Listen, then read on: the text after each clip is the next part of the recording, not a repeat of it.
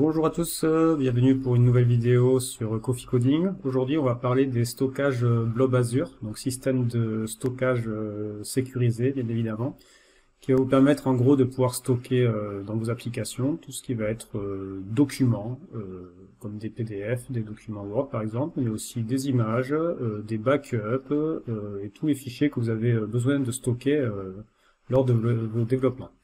Bien évidemment, c'était un stockage sur le cloud, donc il va prendre en compte toute la partie sécurité, mais aussi il a pas mal de fonctionnalités intéressantes, comme aussi la possibilité de pouvoir bien évidemment supprimer des fichiers, de pouvoir les récupérer, de versionner aussi les fichiers, c'est-à-dire de les écraser tout en ayant une intelligence derrière de versionning pour pouvoir retrouver tout l'historique de modification, etc., etc. Donc on va mettre en place ce système de stockage avec une API de type Net7. Et avant de démarrer la démonstration, bien évidemment, on pense à s'abonner, activer les notifications et n'hésitez pas à laisser des commentaires. Allez, c'est parti. Alors sur le site de Microsoft, vous pourrez retrouver toutes les informations concernant le stockage Blob Azure, avec bien sûr la vue d'ensemble et aussi toutes les fonctionnalités qu'il propose. Donc ça, je vous laisserai aller voir. Nous, ce qu'on va faire, on va faire une démonstration en gros d'une API qui va nous permettre donc de lister un compte de stockage, donc d'avoir un petit peu le contenu des fichiers qui s'y trouvent. On va bien évidemment aussi créer du code qui va nous permettre de rajouter un fichier, d'aller chercher un fichier aussi. Donc je vais ouvrir Visual Studio et on va donc créer un nouveau projet. Et on va se baser donc sur un template de type ASP.NET Core Web API. Donc je vais l'appeler gestion. En anglais, manager blob storage. Donc manager blob storage, je clique sur suivant. On reste en Net7 et je laisse toutes les options par défaut sélectionnées et je clique sur créer. Donc il nous crée le projet et nous ce que l'on va faire, c'est un petit peu comme on a l'habitude, on va ménager. Donc on va supprimer ce qu'on n'a pas besoin, donc la classe Wizard Forecast et le contrôleur Wizard Forecast Controller. Voilà, donc je me retrouve avec un projet tout vide et donc nous ce qu'on va faire, on va créer un nouveau contrôleur qui va nous permettre donc de gérer notre blob. Donc c'est un contrôleur de type API vide. Je clique sur Add. On va l'appeler blob contrôleur. Voilà, donc j'ai créé mon contrôleur, je suis prêt. Ce que l'on va aller faire maintenant, c'est on va aller créer sur Azure notre compte de stockage. Comme il lui faut à peu près 1 à 2 minutes pour l'initialiser. On le laissera tourner et ensuite on va revenir sur le projet en lui-même pour pouvoir gérer donc la partie code de notre API. Donc ça je peux le fermer, je me retrouve donc sur mon ressource groupe Coffee Coding, donc sur Azure, et donc je vais créer un nouveau compte de stockage. Donc je vais taper storage, account, et donc j'ai mon storage account Microsoft qui apparaît ici, et je clique donc sur create storage account. Donc je vérifie bien mon ressource groupe, c'est du Coffee Coding, je suis en West Europe, ça me va, donc je vais donner un nom à mon compte de stockage, donc je vais l'appeler Coffee Coding avec 2 E,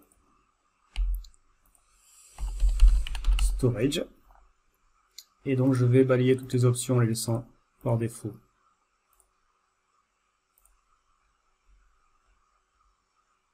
comme il faut, et là je clique donc sur Create.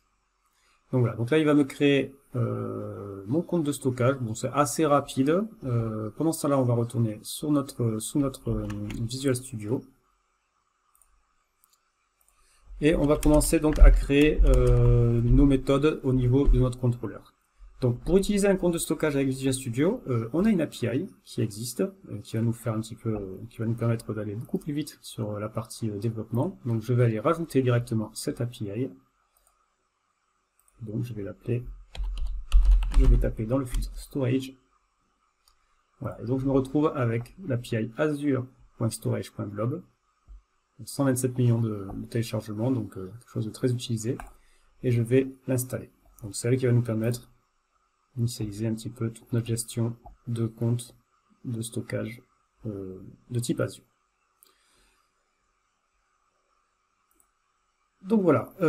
Donc maintenant, on va rajouter donc 3 méthodes au niveau de notre contrôleur. Une qui va nous lister en gros tout le contenu d'un compte de stockage, une qui va nous permettre d'ajouter des éléments, et une qui va nous permettre d'aller chercher un élément à partir de son nom, surtout de son URL. Donc on va aller vérifier maintenant sur notre compte Azure que la ressource a bien été créée. Ok, donc ça c'est fini. Donc du coup, je me retrouve là sur Azure, et donc maintenant j'ai une nouvelle ressource de type compte de stockage, donc Coffee Coding Storage, voilà, qui va nous permettre en gros de gérer vraiment toute notre partie stockage. Donc au niveau du stockage, on a l'élément conteneur. C'est lui qui va nous permettre de créer des conteneurs pour stocker vos fichiers. Donc voyez-les en fait comme des sortes de grosses bibliothèques dans lesquelles vous allez pouvoir organiser vos fichiers. Par exemple, si vous voulez mettre tous vos PDF dans un conteneur de type PDF, on pourrait créer un conteneur PDF et y stocker tous les PDF.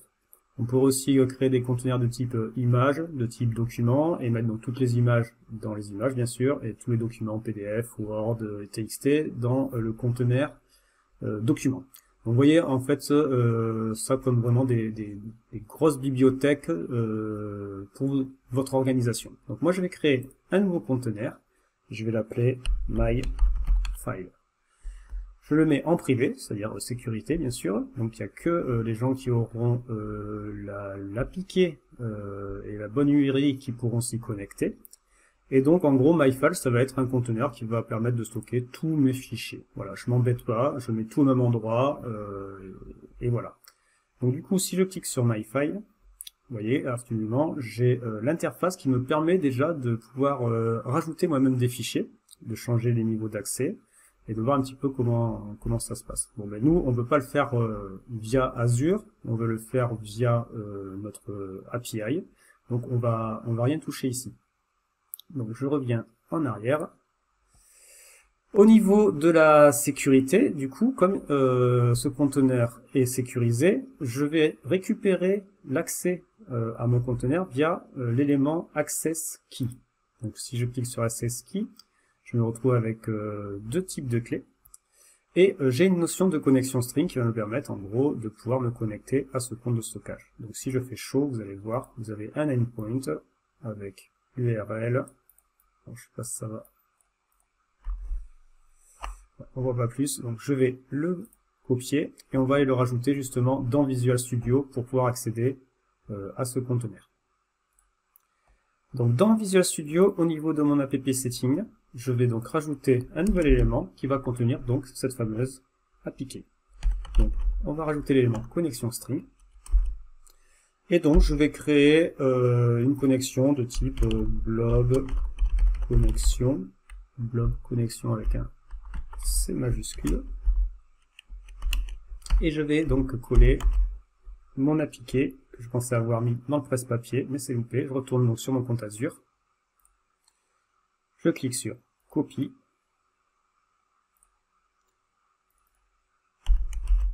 Et voilà, vous voyez mon URL qui est assez indigeste. Et donc il contient donc notre clé de sécurité, notre compte de stockage et son endpoint avec l'URL complète qui apparaît ici. Ok, donc maintenant ce que l'on va faire pour utiliser donc ce compte de stockage, on va le déclarer au niveau de notre fichier programme. Donc, ici, c'est un petit peu en fait comme une connexion à une base de données, hein, ça fonctionne pareil. Donc on va rajouter un service sous forme de singleton. Et donc ce service singleton, il va prendre quoi? Il va donc prendre en option une nouvelle connexion de type blob service client. Donc c'est ce qu'on a rajouté tout à l'heure au niveau de notre NuGet qui est là-dedans. Donc du coup je rajoute son namespace.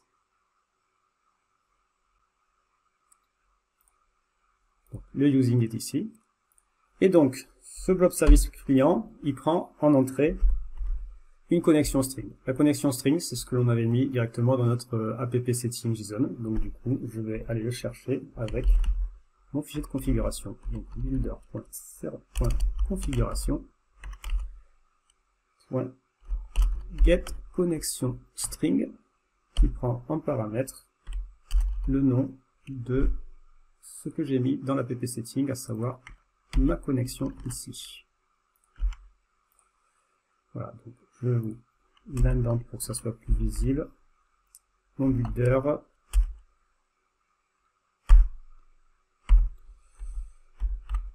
Et voilà.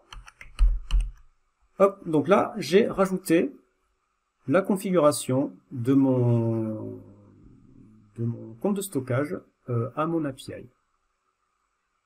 Je sauvegarde.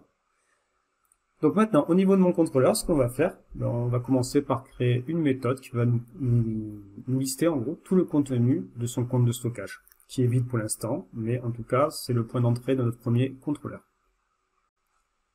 Alors, bien évidemment, dans un projet un peu plus propre, c'est pas non plus le but aujourd'hui de cette vidéo, ça serait de créer effectivement un service qui gérerait en gros notre blob, et faire l'injecter par injection de dépendance à notre contrôleur pour pouvoir utiliser ce service.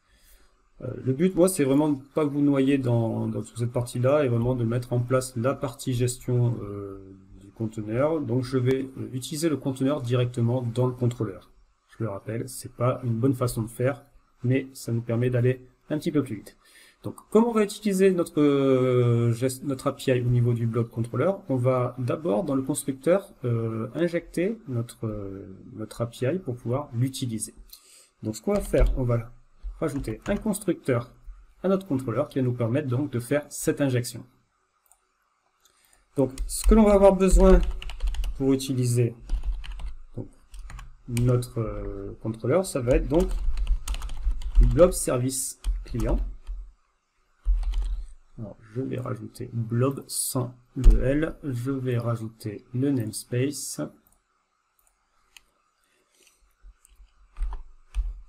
Et on va l'appeler donc blob service client.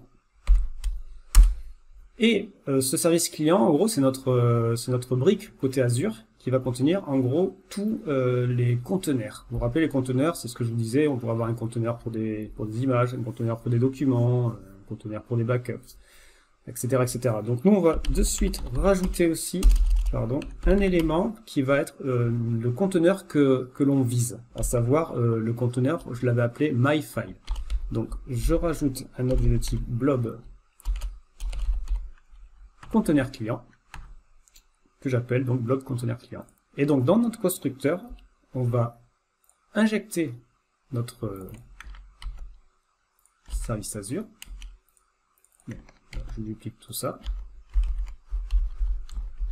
Et donc notre service client reçoit ce que l'on lui envoie dans le constructeur, ce qui va nous permettre du coup d'initialiser notre conteneur à partir de ce service. Et du coup donc notre blob conteneur client va recevoir blob service client, la méthode get blob conteneur client qui prend en entrée donc le nom du conteneur. Donc je l'ai appelé myFile avec un S, mais comme je suis pas sûr, je sauvegarde et on va les vérifier côté Azure.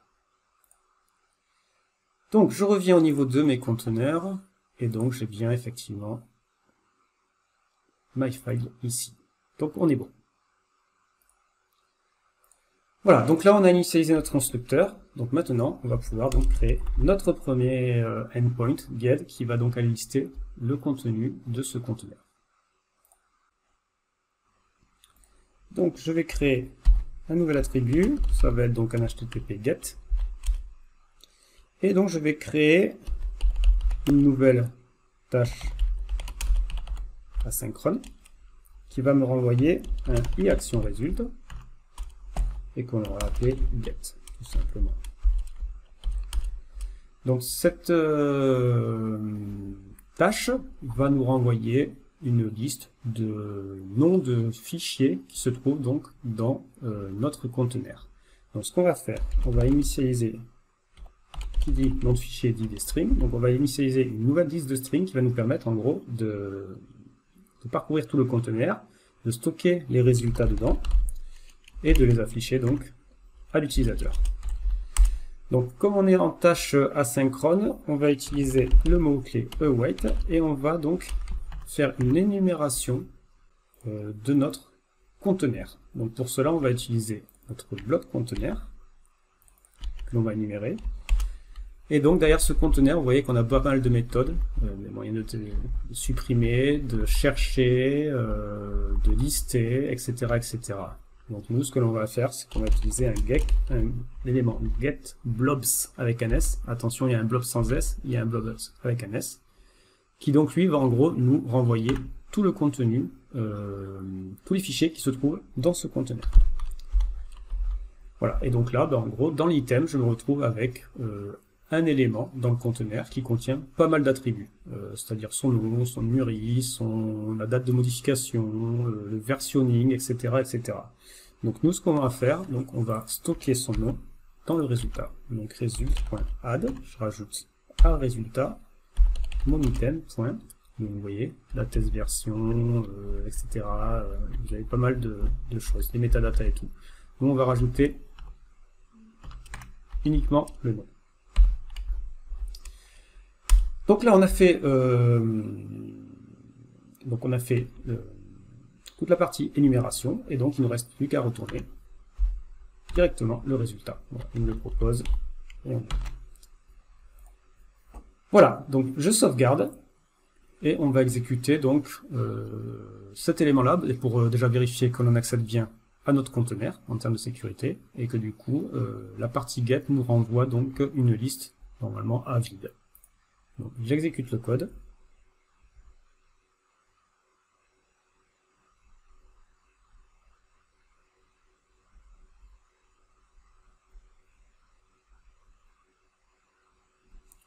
Voilà, donc j'ai mon API ici.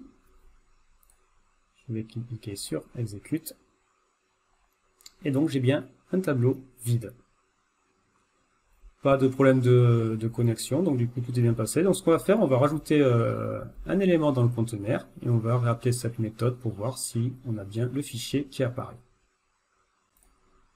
Donc au niveau de mon myfile, de mon conteneur, je vais cliquer sur upload et je vais donc directement aller chercher un fichier que j'upload. Voilà, donc il s'appelle coffeecoding.png. Hop, je ferme tout ça, on va revenir sur le code.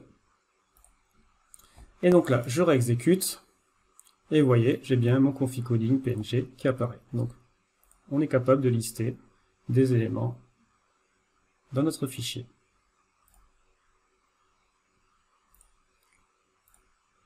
Hop, donc parfait pour notre get. Donc ce qu'on va faire maintenant, on va s'amuser à rajouter la méthode post, donc pour rajouter bien sûr directement un élément, pas via l'interface Azure, mais via l'interface, enfin via notre API, donc notre code métier on va dire. Donc du coup, nouveau verbe, donc c'est un HTTP post. On va lui donner un nom, hein, upload file, voilà. Et on va donc créer, toujours pareil, une tâche asynchrone qui renverra donc un iActionResult et on va l'appeler upload file. Et elle va prendre en paramètre, donc à partir de son body, un élément de type upload qui va permettre d'être injecté dans le conteneur. Donc il faut savoir, pour injecter un fichier dans un conteneur, on a besoin à minima de deux éléments qui sont le nom du fichier et bien sûr l'endroit où se trouve ce fichier. Donc en gros le nom du fichier, le file name, et l'endroit où il se trouve, le path. Donc on pourrait passer au niveau de l'URL deux éléments pour pouvoir donc en gros uploader ce fichier. Nous, on va quand même essayer de faire ça propre. On va créer donc une nouvelle classe de type blob content qui contiendra donc deux propriétés, le nom du fichier et son pass. Donc pour cela, je vais créer une nouvelle classe. Donc on va l'appeler blob content, qui contiendra donc deux propriétés. Donc la première, enfin, les deux sont de type string. La première, ça sera mon nom de fichier.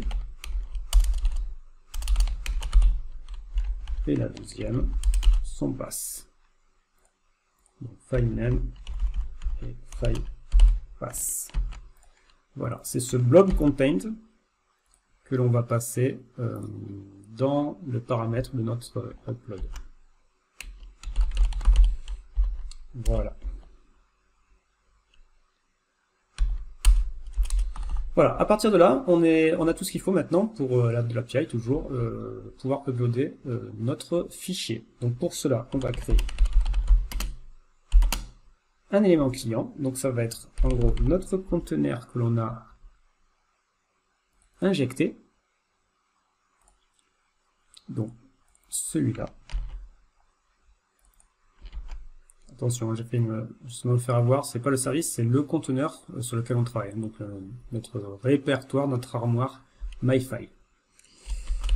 Donc on va faire un get blob client du nom du fichier. C'est-à-dire on va en gros initialiser le nom du fichier que l'on va uploader dans ce conteneur. Donc nous, notre nom de fichier, il va être dans notre blob content.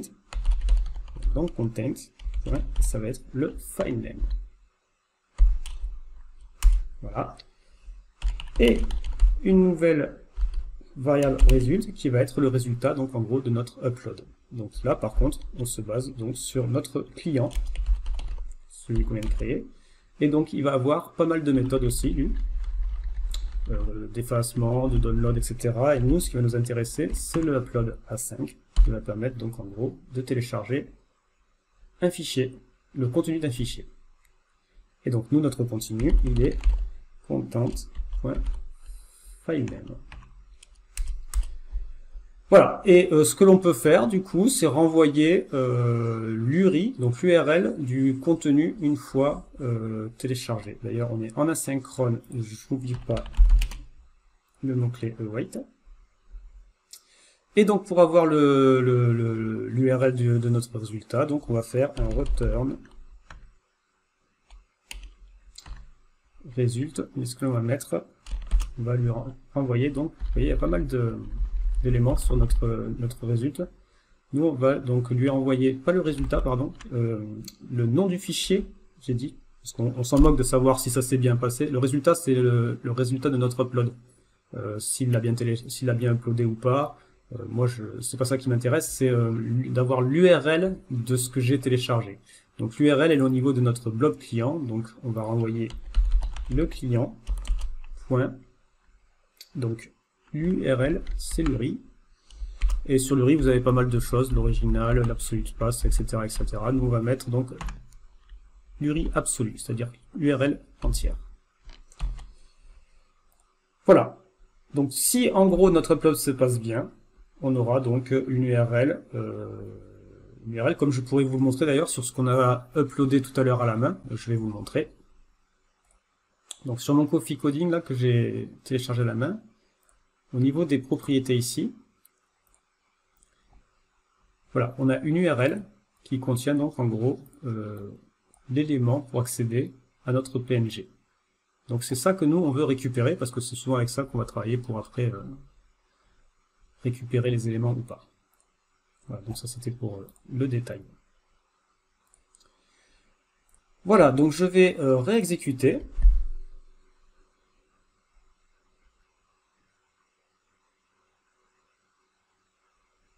Et donc je me retrouve dans mon Swagger avec maintenant ma deuxième méthode de type post. Donc si je fais un essai, vous voyez que j'attends deux éléments, le nom du fichier et le chemin d'accès du fichier. Donc on va essayer de rajouter donc un nouveau fichier, donc je vais l'appeler mon file 2. Et là je vais donner un fichier qui se trouve sur mon PC. Donc, voilà, j'ai fait mon copier-coller, et donc en gros je vais lui donner le chemin d'accès de mon deuxième fichier PNG, et j'exécute. Alors, j'ai une erreur 400. The content field is required, pardon. Oui, en gros, j'ai une erreur dans mon chemin. Comme je suis en Windows, je vais effectivement l'anti-slash et mon caractère d'échappement. Donc, je vais tout doubler pour pouvoir enregistrer. Alors, il ne trouve pas mon fichier car il pointe sur le nom de mon projet et il cherche mon file de file name. Alors, est-ce que j'ai inversé le code? Ah oui, j'ai fait un upload sur mon file name et c'est bien évidemment file pass. Donc, je réexécute.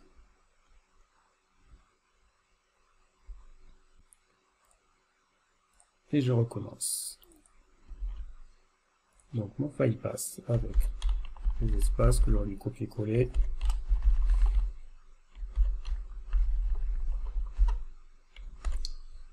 Et je l'appelle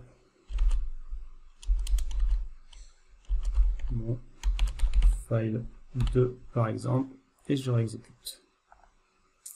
Voilà, j'ai une réponse 200 et vous voyez donc j'ai bien mon URL ici qui apparaît. Donc du coup, si je vais voir maintenant dans mon get, mon blog et que j'exécute, voilà, je me retrouve avec mes deux fichiers.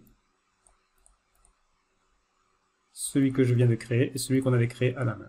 Bon, ben, il ne nous reste plus maintenant qu'à faire le dernier point de terminaison qui va nous permettre de lister le fichier par rapport à ce nom, plutôt que la liste de tous les fichiers. Et comme ça, donc on aura une visualisation avec le nom du fichier de ce que j'ai uploadé sur mon conteneur.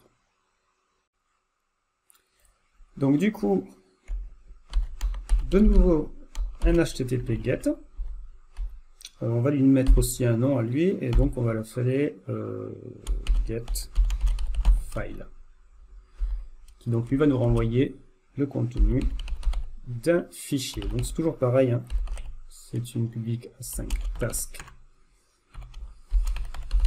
qui renvoie à une action résulte et on va l'appeler donc get file et qui elle va prendre en paramètre donc l'URL du fichier que l'on veut aller chercher. Donc du coup c'est un string, je l'appelle URL. Donc voilà, donc la première chose qu'on va faire, c'est aller définir à partir de l'URL. Donc l'URL, c'est vraiment le gros élément HTTP avec tout ce qu'il faut, et en bout de piste, en bout d'URL, donc notre fichier. Donc moi, je vais en avoir besoin de ce bout de fichier, donc du coup, je vais faire un petit travail sur l'URL pour aller chercher juste le nom du fichier. Donc c'est ce que je vais mettre dans ma variable filename. Donc ma variable filename, pardon, donc ça va être une nouvelle URI, qui va prendre un paramètre, donc mon URL, donc je transforme mon URL de type string en URI, comme ça, ça va me permettre d'aller récupérer dans les segments le dernier élément du segment. Donc, last hors défaut, voilà, donc en gros, si j'avais plein d'éléments, slash, le dernier élément, c'est le nom de mon fichier, c'est celui qui m'intéresse, c'est celui donc que je vais stocker dans filename. Ensuite, je redéclare toujours mon client, hein, un petit peu comme on a fait au-dessus, qui va nous permettre donc en gros de travailler sur le conteneur. Donc, je vais prendre un blob conteneur client, et au lieu d'aller faire un get blobs de tous les fichiers, moi je vais faire donc un get blob client, donc cette fois-ci sans le S, et qui prend donc en paramètre le nom du fichier que l'on recherche. Le nom du fichier que l'on recherche, c'est le file name.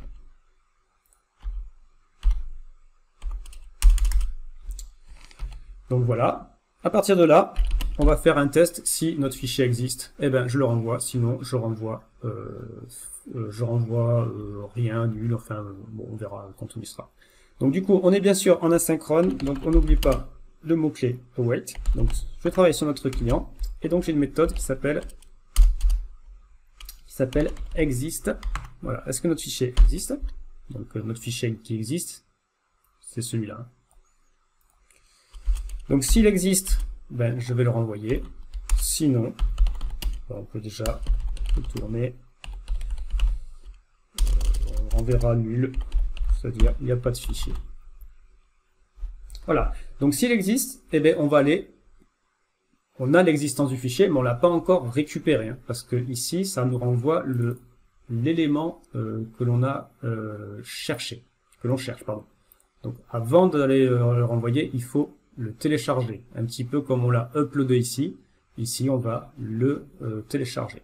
Donc pour cela, on va créer un nouvel objet, donc blob download result, donc qui va être le résultat. Et donc ce résultat, ça va être quoi? Ça va être l'élément qu'on essaye donc de télécharger. Donc, pour cela, on utilise toujours notre web client, .download. Donc download content async, c'est-à-dire va chercher de manière asynchrone le contenu du fichier. Et du coup, il ne nous reste plus qu'à renvoyer ce résultat. Donc notre content ici est de type blob download result. Il contient un string, et c'est ce string que l'on veut renvoyer. Donc comme j'ai un objet de type result ici, je peux faire directement un return de OK. Donc result, ça m'intéresse pas, enfin ça m'intéresse pas si, mais on va surtout nous aller chercher le content que l'on va transformer en stream. Et voilà.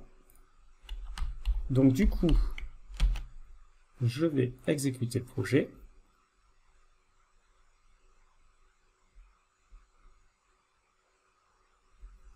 Et donc j'ai bien mon getFile qui apparaît. Et donc ici, ce qu'il faut, c'est une URL. Donc maintenant, où chercher l'URL? Ben, c'est ce que on aurait pu aussi mettre effectivement dans notre API ici, renvoyer le nom et l'URL. Mais sinon là, on va aller le chercher dans Azure pour aller chercher donc l'élément directement. Donc je vais rafraîchir déjà pour avoir mes deux éléments. Donc voilà, ici j'ai mon file, mon coffee coding. Donc si je veux l'URL, au niveau des propriétés, je vais aller hop, copier dans le presse-papier l'URL de mon file 2 et le coller ici. Donc vous voyez, l'URL elle est assez importante.